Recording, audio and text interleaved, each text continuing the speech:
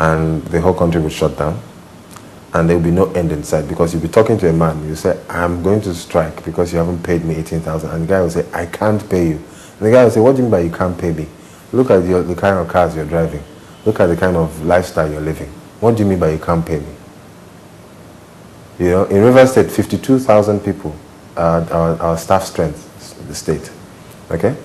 They are taking about 6 billion naira in our revenue base every month.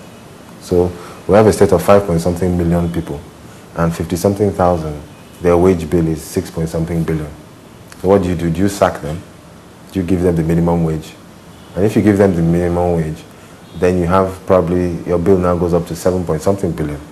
And then you have just a few billion left for education, for health, for roads, power, other infrastructure.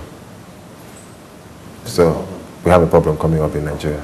And thank God for the minimum wage to finally highlight this problem and hopefully resolve it. Hopefully. Hopefully. Thank you very much. Thank you as well. Guys, we're done. It's not global. All right, so, you know, MEND I understood very well. I understood MEND because MEND was an email address, and there were several different groups, and they all hooked into an email address, and it made it look like it was one organization. It never was. Boko Haram, on the other hand, appears to be somewhat unified. Rumors have it that members literally trek from Abuja to Kaduna. So you're dealing with a group of people who death, you know, is something they actually like. People who have nothing to lose, and people who are very religious. And when you bring religion and violence, we all know it's an explosive mix. Now, it would seem foolhardy to me that anybody in the security agencies will be talking about crushing them, because who are they? It's not even like the camps where they couldn't even crush them, but they had camps. The militants in Nigeria had camps, yet they couldn't crush them. But these guys don't have camps. They could be sitting underneath a tree somewhere on top of a hill having a discussion. So it seems foolhardy to me that you want to confront them with this I'll crush you mentality. It just seems to me that the sensible way to approach these things is to slowly isolate the extremists.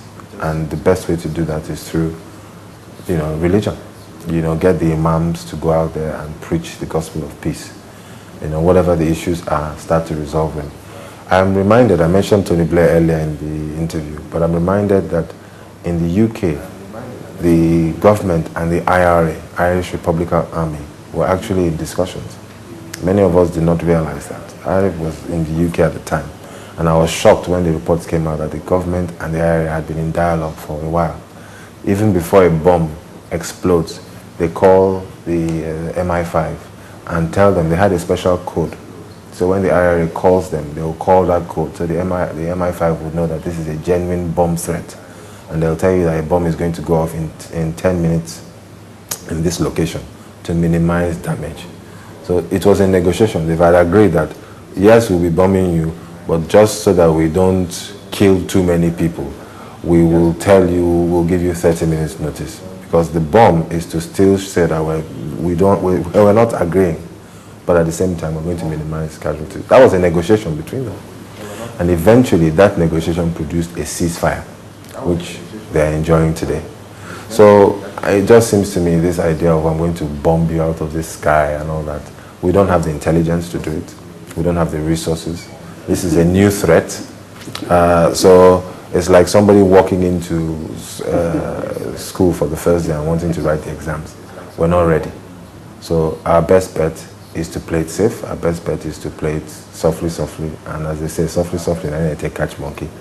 That is what we should have been doing. So Boko Haram, I think, is a problem. When kidnapping started, everybody thought there's that problem. It belongs to Niger Delta. Then it moved. It got to everywhere. And then it came to small children.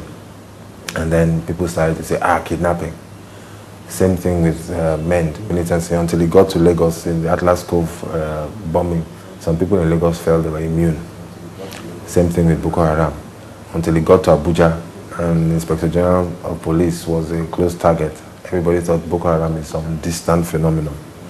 The problem we have in this country is that we always wait for things until the last minute before we resolve them. There's absolutely no reason why we